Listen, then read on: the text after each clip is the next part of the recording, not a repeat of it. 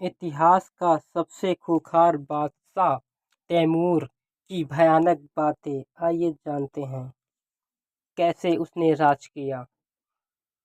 मुगलों को उनके आतंक के लिए जाना जाता है, चाहे वो औरंगजेब हो या फिर तैमूर खान। ये सभी शासक अपने अत्याचारों के लिए जाने जाते हैं। तैमूर खान भी उन्हीं आक्रमणकारियों मुगल शासकों में से एक था।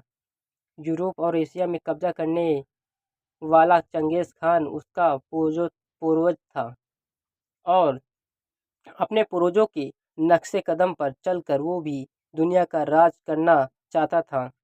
हालांकि तैमूर के शासक करने का तरीका चंगेज खान से थोड़ा अलग था। जहां चंगेज खान के सिपाहियों को लूटपाट की इजाजत नहीं थी, वहीं तैमूर लूटपाट में ही भरोसा रखता था।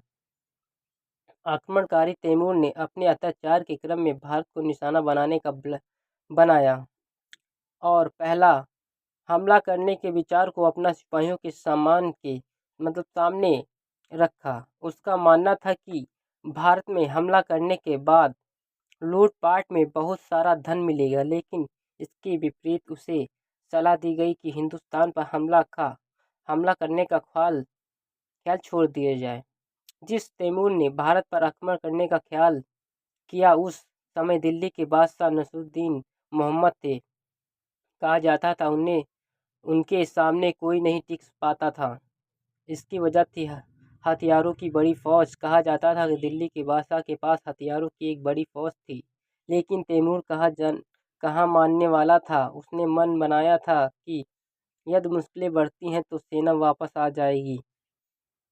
तैमूर ने भारत पहुंचने पर अपने अत्याचार शुरू कर दिए और सभी हिंदुओं को मारने का आदेश दे दिया। देश में उसने लोगों का दहशत फैलना शुरू कर दिया और हिंदुओं को मारने का आदेश दिया। तैमूर कहता था कि फारसी लोग गलत धर्म को मानते हैं, इसीलिए उनके घर जला देने चाहिए और उन्हें मार देना चाहिए। उसके पास करीब 1 लाख हिंदू बंदी थे। तैमूर ने दिल्ली पहुंचने से पहले इन सभी को मारने का आदेश दे दिया और साथ ही में ये भी फरमान जारी किया कि जो सिपाही बंदियों को मारने में हिचकेंगे उन्हें भी यही सजा दी जाएगी। तैमूर दिल्ली पहुंच गया और दिल्ली पर आक्रमण कर उसे नसरुद्दीन को हरा दिया। तैमूर ने मिली हार ने नसरुद्दीन को दिल्ली छोड़कर जंगलों में रहने के लिए मजबूर कर दिया।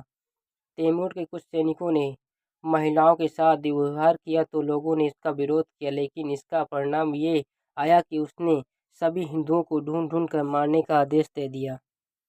अगर आपको मेरी जानकारी अच्छी लगी हो तो मेरे चैनल को सब्सक्राइब करें, कमेंट करें, लाइक करें, शेयर करें, बेल आइकन दबाना ना भूलें।